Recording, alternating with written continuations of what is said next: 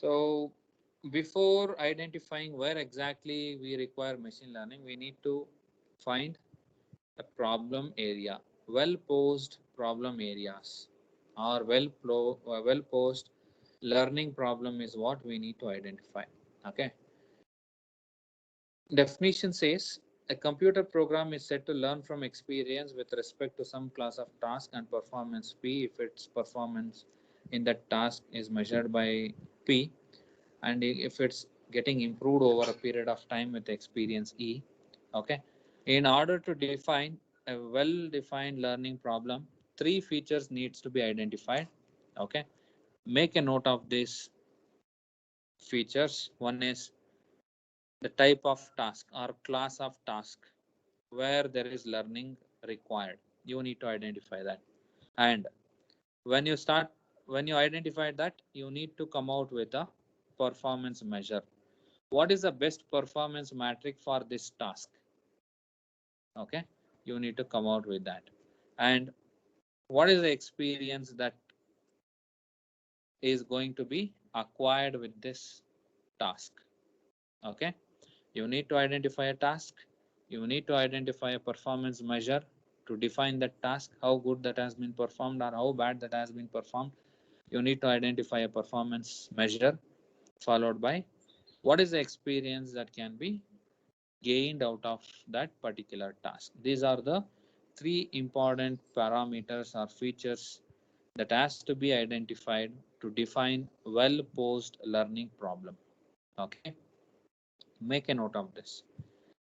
Class of task, measure of performance, source of experience. So why I'm discussing this is, where do you apply machine learning? How do you identify a machine learning task? Is you need to identify a well posed learning problem. A problem where learning is actually required is said to be well posed learning problem. You need to identify such a task. When you define a task, you need to identify a performance measure. Okay, throughput, response time, okay, efficiency. Those are all performance measures. You need to identify which is well suited. Then you can also come out with what is the experience so that I can improve the performance. Okay, make a note of these three features.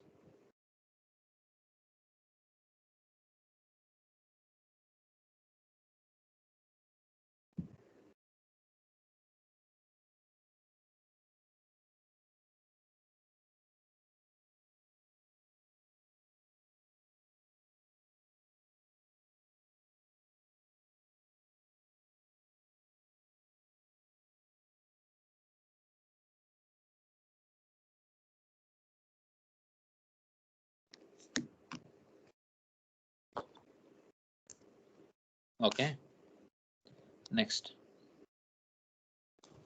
one example we will try to understand. In the first class, I have already informed you to come across what are all the rules and regulations that is there in the checkers game. It might be new for many of you. In fact, even I was new before learning this machine learning topic. Even I was not aware about what is a checkers game is all about, because I have never played this. Later on, I try to understand. Okay, similar. It is looking similar to the chess. Okay, but it is not a chess. It is a checkers game. Okay, so as I have understood, okay, one has to move. I mean, white pawns belong to one opponent. I mean, one person or one player. White pawns, and black pawns are related to player two. Okay, they can move the pawns forward. Okay, one at a time. And if they want to take out a pawn of an opponent, it should be in a diagonal fashion. Okay, for example, imagine that there is a white pawn here. Imagine there is a white pawn here, and the player 2 has to move now. So he has to diagonally move, jump on it, so that this white pawn will be taken out by the player number 2. Okay, diagonal movement is actually required in order to take out a pawn of a opponent. Okay, otherwise rest every movement will be forward. Okay, am I right, Anzar? Anzar said he is aware of this game. Anzar, you there? Yes, sir. Is that right what I said? So yes, sir, we can move diagonally then. Diagonally to take out an opponent pawn, right? Yes, sir. Otherwise the movements will be in a forward motion.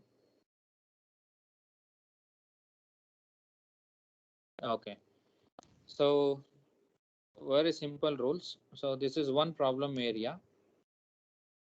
Now coming to the game basics, and what we are trying to do is we are trying to bring learning and machine learning problem. We have identified an area and we are trying to bring a learning out of it so that we can do programming.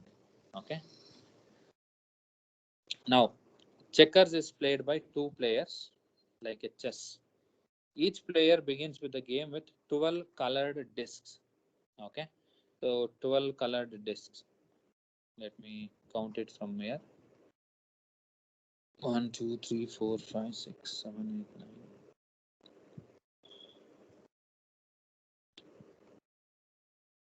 Okay, 1, 2, 3, 4, 5, 6, 7, 8. Okay, 12 colored discs will be used. One set of piece is black and the other is red. Okay, each player places his or her pieces on the 12 dark squares closest to him or her. Okay, so black moves first, players, and then alternate moves. Okay, so probably the one which is kept on a black square will move first. Okay, then followed by the other moves. And the board consists of 64 squares alternating between 32 dark and 32 light squares. Okay, which is visible from this board, similar to the chess. Okay, it is positioned so that each player has a light square on the right side corner closest to him or her. Right side to him. Okay, probably this one. Okay, right. A player wins the game when the opponent cannot make a move. In most cases, this is because all of the opponent's pieces have been captured, but it could also be because of all his pieces are blocked in. Blocked in the sense, for example, this white cannot further proceed once it comes into this particular area. Okay, that means it is blocked. Or this black cannot move further because it has been blocked by the white. Okay, that is also a possibility. Now what we did in this basics is we try to understand how this game can be played. That is nothing but rules. We have tried to understand the rules, which is very much required for us to provide learning to the machine. Rules are very much important. Okay, rules we have tried to understood so that we can provide learning. Okay, rules of the game: moves are allowed only on the dark squares. Okay, so pieces always move diagonally. Single pieces are always limited to move to forward moves. Okay, so only forward movement, as I said, towards the opponent. A piece making a non-capturing move, I mean not involving a jump, may move only one square. Okay, one at a time, one square at a time, it has to move forward. A piece making a capturing move, suppose if it is trying to capture or a jump, leaps over one of the opponent's pieces, landing in a straight diagonal line on the other side. As I said, it is a diagonal movement. Only one piece may be captured in a single jump. However, multiple jumps are allowed during a single turn. Okay, if he is keep on getting a diagonal jump in order to capture the opponent move, then he can start moving. Okay, one diagonal jump here, one more diagonal jump here, and another diagonal jump here. It is possible for the opponent to take 3 diagonal jumps at a time. Okay, in a single move. One of the rule in the game. When a piece is captured, it is removed from the board. Okay, which is a known thing. If a player is able to make a capture, there is no option. The jump must be made. Okay, so it has to be done. Opponent has to take a jump and he has to capture that. If more than one capture is available, the player is free to choose whichever he or she prefers. Okay, it is not always that you have to take a multiple jumps with a single pawn. You can utilize some other moves also. Okay, that is what the rules of the game. We have understood the basics and rules. Next is, continuing with the rules. When a piece reaches the furthest row from the player who controls that piece, it is crowned and becomes the king, and which is nothing but when this white or red pawn reaches the end of an opponent. I mean, the possible, end towards an opponent, then it becomes a king. If it is possible that for that pawn to move that area, then it becomes a king. Okay. Once the piece which had been captured is placed on top of the king so that it is twice as high as a single piece, it becomes double. Okay. Kings are limited to moving diagonally but may move both forward and backward. King will get an additional option of moving diagonal, backward and forward. Remember that single pieces which are non-kings are always limited to move forwards. Diagonal movement is not available for normal pawns, but the pawn which has become a king can move diagonally, move forward, move backward. Okay, and also kings may combine jumps in several directions, like forward and backward on the same turn. Okay, king is having the freedom to jump diagonally or forward or backward. Okay, single pieces may shift direction diagonally during a multiple capture turn, but must always jump forward towards the opponent. Okay, this is a rule. Now, what is the well-defined learning problem here in this game is nothing but I want you guys to note this, because in the examination this is going to be a 6 to 8 marks problem. He will ask you to explain a well-defined learning problem with the help of an example. Then you have to start explaining it with the help of a checkers learning problem. Checkers is a game. We have understood the basics. We have understood the rules. Now we are trying to define a learning problem out of it. Okay. Well-defined learning problem especially. Task is nothing but playing a checkers is a task. I need to play checkers is a task. What is a performance measure? Percent of games won against opponents is a performance measure. How many games I have won against my opponent, or a player 1 is going to win against player 2, or else a player 2 is going to win against player 1, is going to be a performance measure. Okay. And what is the experience? Playing practice game against itself. Okay, so what is the experience is nothing but before launching this game as a commercially available or for the real-time users, we can make the machine to play with itself so that it will try to gain the experience. Playing by itself, it is something like net practice. Okay, so why net practice? Because before getting into the actual game, we have got so much of experience to play against the opponent. Similarly, the training experience here is playing the practice game against itself is going to get a experience.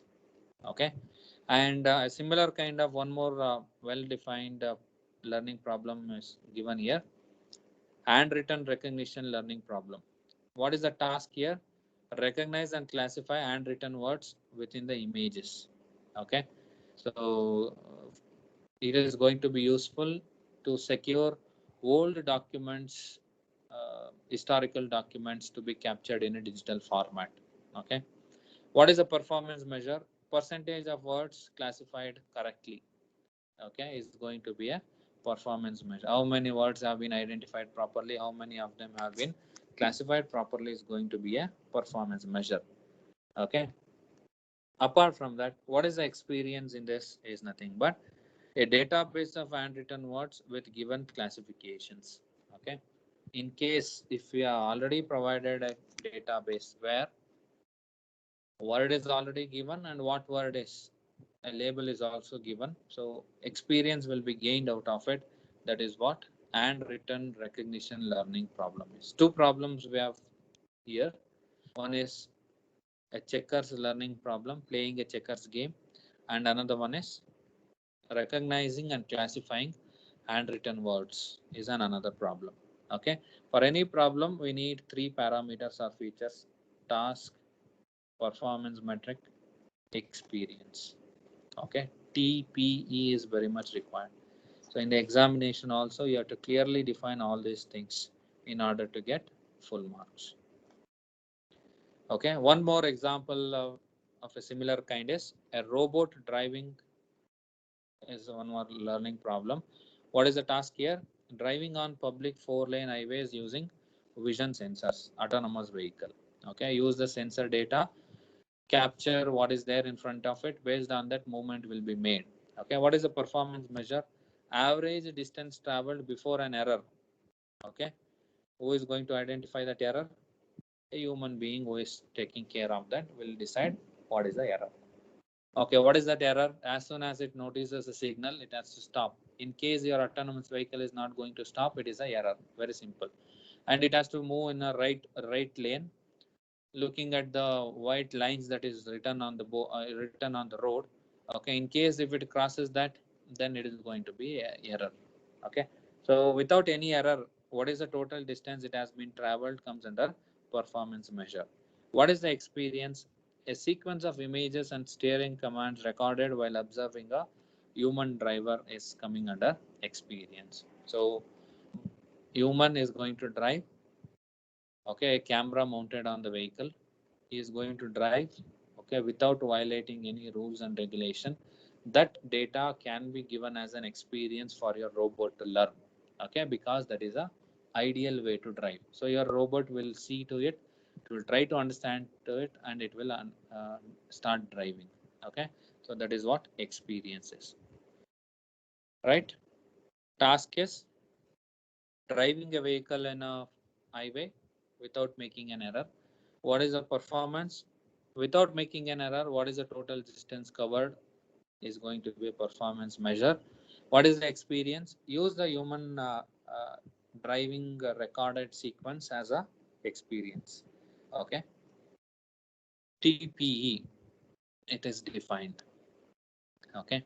Now, we have identified the areas: checkers game, handwritten recognition, and autonomous vehicle or a robot driving a vehicle.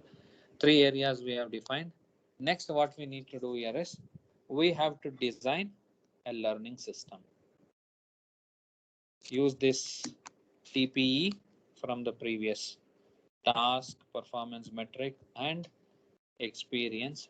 Try to design a learning system, which is a very, very important question for your examination. Very, very minimum 8 marks. Okay.